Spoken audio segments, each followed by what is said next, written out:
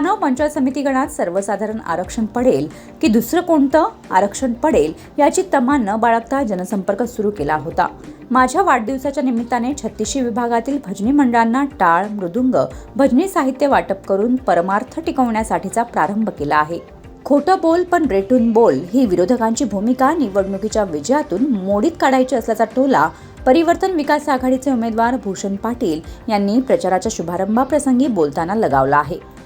खानाव पंचायतीचे उमेदवार भूषण पाटील आणि आतकरगाव जिल्हा परिषद गटाच्या उमेदवार श्रद्धा साखरे यांनी प्रचाराचा शुभारंभ रानसई गावच्या गावडाई झोलाई मंदिरात तसेच होराळे गावच्या विठ्ठल मंदिरातून दर्शन घेऊन केला।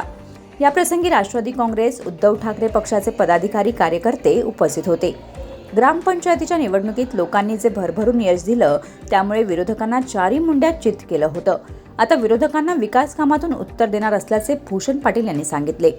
श्री गावडाई देवी, श्री झोलाई देवी, श्री रामवर्धानी देवी चरणी आम्ही या रानसईच्या मंदिरामध्ये नतमस्तक झालो आणि आता जेव्हा आम्ही प्रचाराला सुरुवात केली त्या बहुसंख्य संख्येने युवक आमच्या पाठीशी उभे आहेत। त्याचप्रमाणे ही जी आमची परिवर्तन विकास आघाडी आहे त्या माध्यमातून आम्ही घरोघरी जात आहोत। प्रचंड असा प्रतिसाद आम्हाला मिळत आहे आणि ज्याप्रमाणे तुम्ही बोललात तर मी प्रचाराला सुरुवात कोणतंही आरक्षण पडो मग ते कोणत्याही याचा असो त्याच्यामध्ये तमा न बाळगता की तुम्हाला सर्वसाधारणच आरक्षण पडेल तेव्हाच तुम्ही कामाला सुरुवात कराल असं कोणतंही मनामध्ये मी ठेवलं नव्हतं।